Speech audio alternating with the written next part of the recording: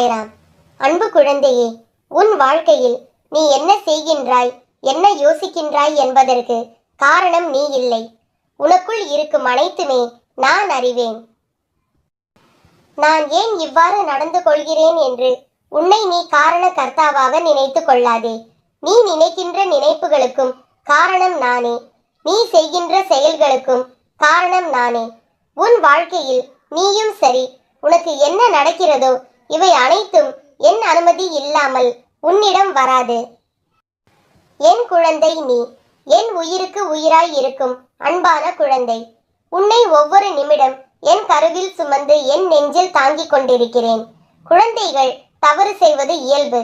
உன் தாயாய் தகப்பனாய் நான் கண்டிப்பேன். உன்னிடம் பிழை இருந்தால் அதை மாற்றி அமைக்க வேண்டியது நான். அதற்காக என் குழந்தையை எப்படி பிடிக்காமல் போகும்?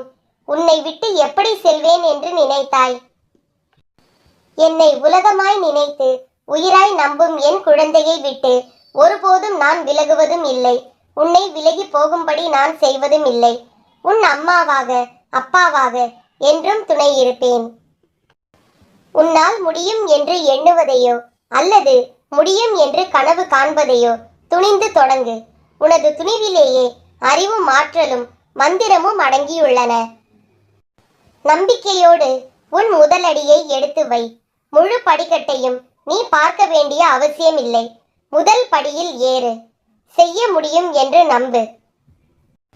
ஒன்றை செய்ய முடியும் என்று நீ முழுதாய் நம்பும் போது உன் மனம் அதை செய்து முடிக்கும் வழிகளை கண்டறியும். ஒரு காரியத்தில் வைக்கும் நம்பிக்கை அந்த காரியத்தை முடிக்கும் வழியையும் காட்டுகிறது. நம்பிக்கையுள்ள மனிதனுக்கு எப்போதும் ரோஜாதான் கண்ணில் படும், முட்கள் இல்லை. ஏதாவது ஒன்றை சிறிது நேரம் கழித்து செய்ய வேண்டியது இருந்தால் அதை இப்போதே செய்ய முடியுமா என்று பார். நாளை செய்ய வேண்டியதை இன்றே செய்ய முடியுமா என்று பார். இப்படி செய்தால் 60 வருட வாழ்க்கையை உன்னால் 20 வருடங்களில் வாழ்ந்துவிட முடியும். முட்டாளின் முழு வாழ்க்கையும் புத்திசாலியின் ஒரு நாள் வாழ்க்கைக்கு சமம். அரிய செயல்கள் அனைத்தும் விடாமுயற்சியாலேயே அடைய பெற்றிருக்கின்றன, வெறும் வலிமையால் மட்டும் அல்ல. பொதுவாக வெற்றி என்பது மற்றவர்கள் கைவிட்டு விட்ட பின்பும் அயராமல் தொடர்வதாலேயே கிட்டுவதாகும். நீ வெற்றி அடைவதை உன்னை தவிர வேறு யாராலும் தடுக்க முடியாது. ஆசை இல்லாத முயற்சியால் பயனில்லை, முயற்சி இல்லாத ஆசையால் பயனில்லை. உன்னிடம் மறைந்திருக்கும் ஆற்றல்களை வெளிக்கொணரும் வழி விடாமுயற்சியும் தொடர்ந்த உழைப்புமே ஆகும். வலிமையோ புத்திசாலித்தனமோ அல்ல. நான் மெதுவாக நடப்பவன்தான், ஆனால் ஒருபோதும் பின்வாங்குவதில்லை. வெற்றியாளர்கள் முடிவுகளை விரைவில் எடுக்கிறார்கள்.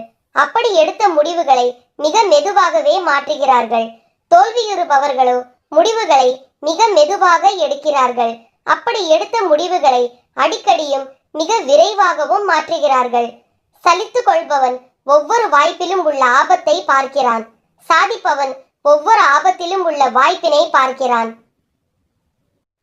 அன்றாட வாழ்வின் சாதாரண விஷயங்களையும் அசாதாரண முறையில் செய்யும் போது உலகின் கவனத்தை உன் மீது திருப்ப முடியும். வெற்றி பெறுவது மிகவும் எளிதானதே. என்ன செய்கிறாய் என்பதை அறிந்து செய். செய்வதை விரும்பி செய். செய்வதை நம்பிக்கையோடு செய்.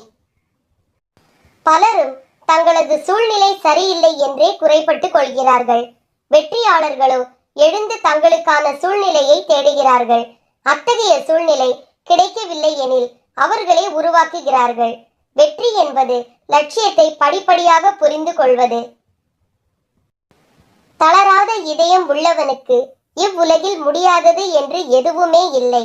நான் தான் செய்து முடித்தேன் என்று மார்த்தட்டி கொள்கிற ஒவ்வொரு காரியத்துக்கும் நம்மை அறியாமல் வேறொருவர் உந்து சக்தியாகவும் மூல காரணமாகவும் இருக்கிறார். தலைமுறை தலைமுறையாக பின்பற்றி வரப்படும் பழக்கம் என்பதற்காகவோ நமது முன்னோர்கள் சொல்லி வைத்து விட்டார்கள் என்பதற்காகவோ எந்த ஒரு கருத்தையும் நாம் சிந்தித்து தெளிவு பெறாமல் ஏற்றுக்கொள்ள கூடாது. அறிவற்றவர்களை அதிகாரத்துக்குள்ளாக்குவது உண்மையான அறிவின் செயல்பாடல்ல, மாறாக மற்றவர்களையும் அறிவாளியாக மாற்றுவதுதான். உங்களிடம் அறிவொளி இருந்தால் அந்த தீபத்திலிருந்து மற்றவர்கள் மெழுகுவர்த்திகளை ஏற்றிக்கொள்ளட்டும். ஒரு மனிதனின் உண்மையான தன்மையை அறிய வேண்டுமானால் அவனுக்கு அதிகாரத்தை கொடுத்து பாருங்கள். பறிபோன உரிமைகளை பிச்சையாக பெற முடியாது. தீர்மானங்கள் மூலமோ மன்றாடுவதன் மூலமோ நியாயங்கள் பிறக்காது. ஆடுகளைத்தான் கோயில்களில் முன் வெட்டுகிறார்களே ஒழிய சிங்கங்களை அல்ல.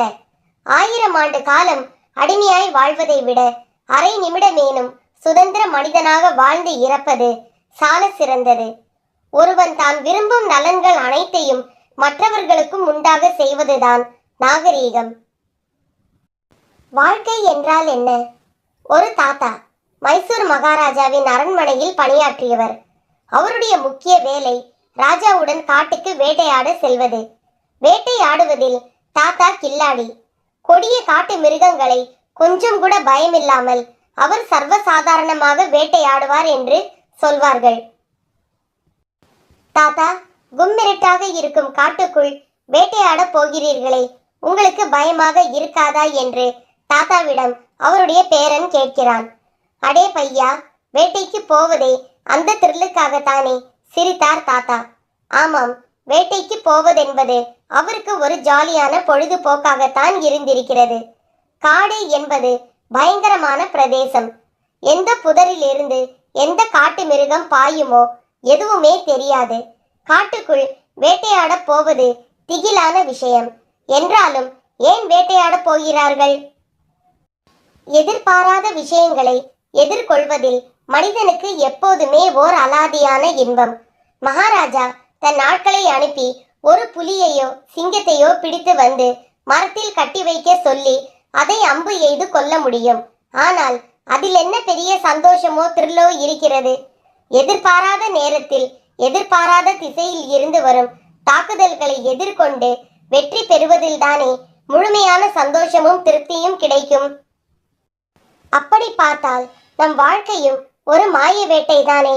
எதிர்பாராத நபர்களிடமிருந்து எதிர்பாராத நேரத்தில் சோதனைகள், நெருக்கடிகள் வரும், தாக்குதல்கள் வரும்.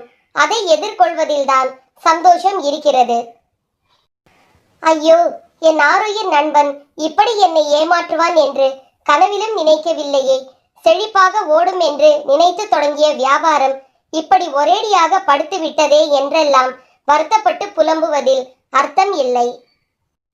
வேட்டைக்கு போகும் யாரும் இந்த புலி நான் ஏமாந்த நேரம் பார்த்து என் மீது பாய்ந்து விட்டது, இது நீதி இல்லை என்று புலம்பியதுண்டா? வாழ்க்கையை ஒரு வேட்டையாக நினைத்து கொள்ளுங்கள். போராட்ட உத்வேகமும் புதிய உற்சாகமும் கிடைக்கும். ஆனந்தம் பிரவாகம் எடுக்கும். பல காயங்களுக்கு கண்ணீர் மருந்து, சில காயங்களுக்கு பிரிவு மருந்து, எல்லா காயங்களுக்கும் சிறந்த மருந்து அமைதி. இதயமும் ஒரு ரகசிய சுரங்கம். அடுத்தவர்களை பாராட்டும் போது அவர்களின் மனமும் குளிரும், நம் மனதில் உள்ள பொறாமை குணமும் அழியும். சபதங்களும் சவால்களும் காற்றில் பறக்கும் வார்த்தைகளாக இருக்கக்கூடாது. அழ நினைத்தால் ஆசை தீர அழுதுவிடு. கண்ணீரின் முடிவில் சுமைகளும் கரையும் என்றால் சகித்து கொண்டு வாழ்வதல்ல வாழ்க்கை, சலிக்காமல் வாழ்வதே வாழ்க்கை. அடிக்கடி கண்ணீர் விட்டால் உன் நியாயமான கண்ணீருக்கும் மதிப்பிருக்காது. கடந்து போன நாட்களில் உன் துன்பத்திற்கான காரணத்தை பட்டியலிடு. இனி கடக்க போகும் நாட்களில் அவை மீண்டும் நிகழாமல் தடுக்கலாம். காத்திருக்கும் பொறுமை நமக்கிருந்தாலும் காலத்துக்கு இல்லை. மனமும் கண்ணாடியை போல்தான், உடையும் வரை யாரையும் காயப்படுத்துவதில்லை. இளமையில் உன் சேமிப்பு மட்டுமே முதுமையில் உனக்கு கை கொடுக்கும். அடுத்தவர் கையை நம்பி வாழும் வாழ்க்கை நரகம். நம்மை நாம் கேள்வி கேட்காத வரையில் நம் தவறுகளை நாம் உணரப் போவதில்லை. குறைகள் இருப்பது இயல்பு, அதை மதிக்கொண்டு ஜெயிப்பதுதான் மதிப்பு.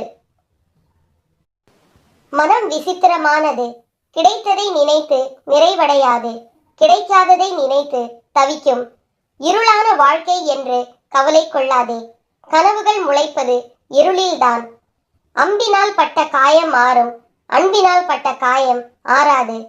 தலையெழுத்தை மாற்றும் திறமை யாருக்கும் இல்லை. எது நடக்குமோ அது நடந்தே தீரும். யாருக்காகவும் காத்திருக்காதே. நீ காத்திருப்பதால் உன் ஆயுள் அதிகரிக்க போவதில்லை. இருளில் அலைந்து அதை நீ உணரும் போதுதான் வாழ்க்கை என்ற ஆத்மா வெளிச்சம் என்ன என்பதை நீ உணர்வாய். ஜெய் சாய்ராம்.